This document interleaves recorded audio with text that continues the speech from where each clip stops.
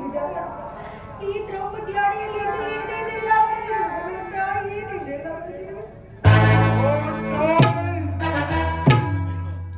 ಪ್ರಿಯತಮೆ ದೇವಿ, ಇವಳೇಕೆ ಈ ರೀತಿ ಚಿಂತಾಮಗ್ನಳಾಗಿರಲ್ಲ?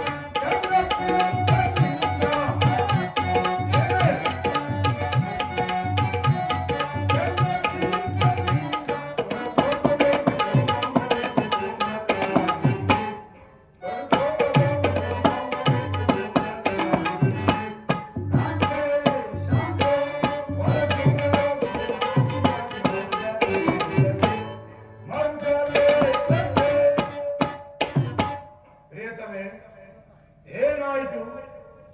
ಏಕೆ ನಿಷ್ಕಾರಣವಾಗಿ ಹೇಳುತ್ತಿರುವೆ? ನಾನು ನಿಷ್ಕಾರಣವಾಗಿ ಹೇಳುತ್ತೇನೆ. ಈ ಪಾಂಚಾಲಿ ಅಳುವಿಗೆ ಒಂದಲ್ಲ, 10 ಕಾರಣಗಳಿರುತ್ತವೆ. ನೀವಾದರೂ ಮನುಷ್ಯರು, ಯಾರಾದರೂ ನಿಮ್ಮನ್ನು ಅಪಮಾನಪಡಿಸಿದರೆ ತಕ್ಕ ಪ್ರತಿಕಾರವನ್ನು ಮಾಡುವಿರಿ. ಹಾಗೆ ಸ್ತ್ರೀಯರ ವಿಚಾರವೂ ಆಗಲ್ಲ. ಅನ್ನ ವಸ್ತ್ರಗಳಿಗಾಗಿ ಪರರನ್ನು ಆಶ್ರಯಿಸಬೇಕು. ತಮ್ಮ ಆತ್ಮ ಗೌರವವನ್ನು ರಕ್ಷಿಸಲು ಅಂದಿನ ಆಶ್ರಯಿಸಬೇಕು. ಹೇ ದೇವ, ಇಂತಹ ಸ್ತ್ರೀ ಜಾತಿಯನ್ನು ಏಕವಾಗಿ ಸೃಷ್ಟಿಸಿದೆ ದೇವ, ಏಕವಾಗಿ ಸೃಷ್ಟಿಸಿದೆ. ಸ್ತ್ರೀಯ ಪರಾಧೀನತೆಯು ನಮ್ಮ ಸಮಾಜದ ನಿಯಮ.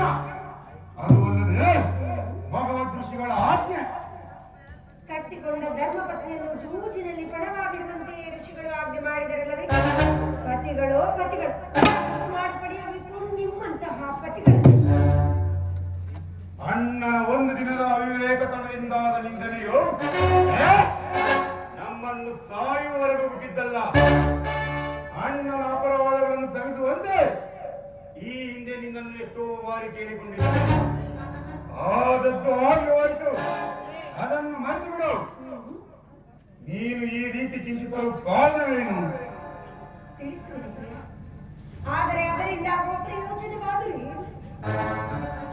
ನೀವೆಷ್ಟೇ ಆಗಲಿ ನಿಮ್ಮಣ್ಣನ ಆಜ್ಞಾಧಾರಕರಲ್ಲವೇ? ನಿಮ್ಮಣ್ಣನ ಆಜ್ಞೆ ಹೊರತು ಮಾತು. ಈಗ ನಾನು ಯಾರ ಆಜ್ಞಾಧಾರಕನು ಅಲ್ಲ. ಹಾಗಾದರೆ ತಿಳಿಸುವುದಿಲ್ಲ. ಈ ದಿನ ನಾನು ದೇವಿಯ ದರ್ಶನಕ್ಕೆಂದು ಹಸ್ತಿನಾಮಕ್ಕೆ ಹೋಗಿದ್ದೆ. ಅಲ್ಲಿಗೆ ಆ ದುರ್ಯೋಧನ ಪತ್ನಿಯಾದ ಭಾನುಮತಿಯೂ ಸಹ ಬಂದಿದ್ದಳು ಸ್ವಾಮಿ. ಇನ್ನೇನು ಇಷ್ಟರಲ್ಲಿಯೇ ಸಂಧಿ ಆಗಿದೆ. ಈಗಲಾದರೂ ಈ ನಿನ್ನ ಬಿಚ್ಚಿದ ಕೇಶರಾಶಿಯನ್ನು ಹೊಡಿಗಟ್ಟು ಎಷ್ಟೇ ಅಪಹಾಸ್ಯ ಮಾಡಿ ಏನು ದುರ್ಯೋಧನೊಡನೆ ಪುನಃ ಸಂಧಿಗೆ ಪ್ರಯತ್ನ? ಅದಿರಲಿ, ಯಾರು ರಾಯಭಾರಕ್ಕೆ ಹೋಗಿರುವರು? ಮತ್ತಿನ್ಯಾರು? ನಮ್ಮಣ್ಣನಾದ ಶ್ರೀಕೃಷ್ಣ. ಏನು ಗೋಪಿಕಾಂಗಿನಿಯರ ವಿರೋಧ ವಿಕ್ರಮದಲ್ಲಿ ಮಗ್ನನಾದ ಯದುಪತಿಯು ಅರ್ಜುನನು ದ್ವಾರಕಿಂದ ಹಿಂತಿರುಗಿದಾಗಲೇ ತಿಳಿದಿದ್ದೆ ಪಾಂಚಾಲಿ ಹೀಗಾಗಬಹುದೆಂದು. ಅದಿರಲಿ, ಆ ಭಾನುಮತಿಗೆ ಏನೆಂದು ಉತ್ತರ ಕೊಟ್ಟೆ? ಎಷ್ಟೇ ಆಗಲಿ ನಾನು ನಿಮ್ಮ ಪ್ರಿಯಮತಿಯಲ್ಲ. ಹೌದು. ಪ್ರಶ್ನೆಗೆ ಸರಿಯಾದ ಉತ್ತರವನ್ನೇ ಕೊಟ್ಟಿರುತ್ತೇನೆ. ಏನೆಂದು? ಎಲೆ ಭಾನುಮತಿ, ನಿನ್ನ ಬಿಚ್ಚಿದ ಮುಡಿಯನ್ನು ಕಟ್ಟುವರೆಗೂ ಈ ನನ್ನ ಬಿಚ್ಚಿದ ಮುಡಿಯನ್ನು ಕಟ್ಟುವುದಿಲ್ಲ. ನೀನು ನಮ್ಮ ಸಂಗಡ ಕದನ ಮಾಡುವುದರಲ್ಲಿಯೇ ನಿನ್ನ ಚತುರತೆಯನ್ನು ಮುಗಿಸಿದ್ದೆ ಎಂದು ತಿಳಿದಿದ್ದೆ. ಪಾಂಚಾಲಿ, ಈ ಸಂತೋಷದ ಸಮಯದಲ್ಲಿ ಬಾ ಬಾ ನನ್ನ ತೊಡೆಯ ಮೇಲೆ ಬಿದ್ದು. ಪ್ರಾಣೇಶ್ವರ, ಕುಳಿತುಕೊಳ್ಳುವೆನು. ಅದಕ್ಕೂ ಮುನ್ನಾಗಿ ನನ್ನ ಬಿಚ್ಚಿದ ಕೇಶರಾಶಿಯನ್ನು ನೀವು ಅದೆಂದಿಗೆ ಮುಡಿಗಟ್ಟಿಸುವಿರಿ? ಈ ಬಿಚ್ಚಿದ ಮುಡಿಯನ್ನು ಕಟ್ಟಿಸುವ ಧೀರಾದಿ ಧೀರ ಈ ಹೋದರ ಸ್ವಾಮಿ, ಬೆಚ್ಚಿದ ಮುಡಿಯನ್ನು ಕಟ್ಟಿಸುವವರೆಗೂ ನಾನು ಖಂಡಿತವಾಗಿಯೂ ಕುಳಿತುಕೊಳ್ಳುವುದಿಲ್ಲ ಸ್ವಾಮಿ. ನಿನ್ನ ಬಿಚ್ಚಿದ ಮುಡಿಯನ್ನು ಕಟ್ಟಿಸುವುದು ನಾನೇ. ಬಾಪ್ರಿಯ ತಮಿ ಕುಳಿತುಕೋ. ಸ್ವಾಮಿ, ಸ್ವಾಮಿ. ಹೌದೇ ಸ್ವಾಮಿ?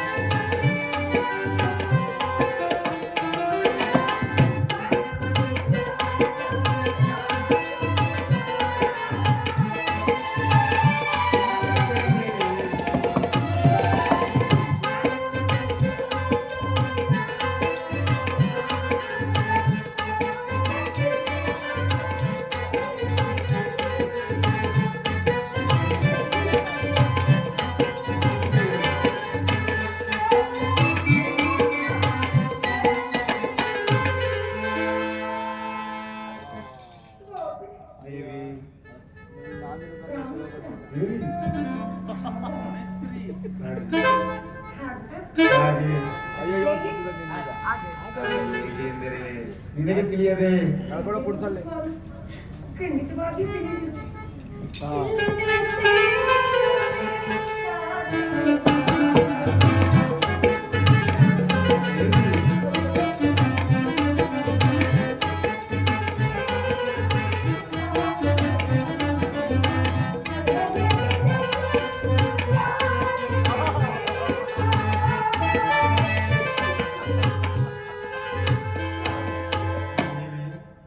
ನೆನಪಿದೆ ಸ್ವಾಮಿ.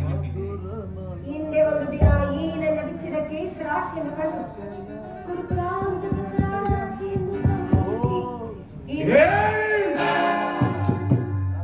ಪುನಃ ನನ್ನ ಬಾಯಿಂದ ಆ ಪ್ರತಿಜ್ಞಾ ವಾಕ್ಯಗಳನ್ನು ನುಡಿಸಲಪೇಕ್ಷಿಸುತ್ತಿರುವೆಯ ಮಾಡಿದ ಪ್ರತಿಜ್ಞೆಯನ್ನು ಮರೆಯುವಂತ ಹೇಳಿದಲ್ಲ ಈ ವ್ಯವಸ್ಥೆಯನ್ನ. ಸ್ವಾಮಿ, ಬರೀ ಹೇಳುವುದು ಮಾತ್ರವಲ್ಲ ಸ್ವಾಮಿ, ನುಡಿದಂತೆ ಮಾಡಬೇಕೆಂಬುದೇ ನನ್ನ ಇಚ್ಛೆ. ಬರೀ ಇಚ್ಛಿಸಿದರೆ ನಾವು ನೀವಿಷ್ಟಾಗಲಿ ನಿಮ್ಮಣ್ಣನ ಆಜ್ಞಾಧಾರಕರಲ್ಲವೇ? ಪಾಂಚಾಲಿ, ಅದು ಇಂದಿನ ಮಾತು. ಈಗ ನಾನು ಯಾರ ಆಜ್ಞಾಧಾರಕನು ಅಲ್ಲ. ಶಾಂತಿಯನ್ನು ಬಯಸುವರು ಸಂಧಿಯ ಪ್ರತಾಪದಲ್ಲಿ ತೊಡಗಲಿ. ನಾನು ಯೋಧವನ್ನು ಆತುರದಿಂದ ನಿರೀಕ್ಷಿಸುತ್ತೇವನು.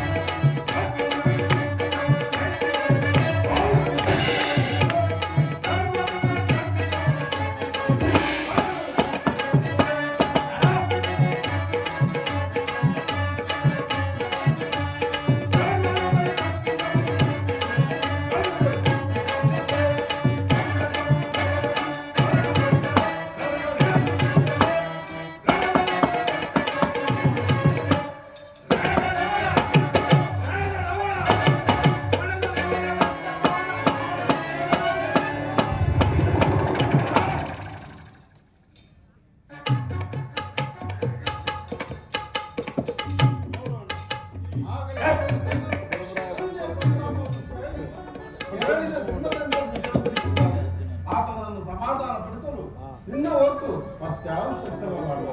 ಭಾರತ ಈ ಸಾರಿ ಭೀಮನ ಕೋಪಕ್ಕೆ ದ್ರೌಪದಿಯನ್ನು ಮೂಲ ಕಾರಣವೆಂದು ಜಗತ್ತಿನಲ್ಲಿ ಶ್ರೀಕೃಷ್ಣ ಪರಮಾತ್ಮ ಜಗತ್ತಿನಲ್ಲಿ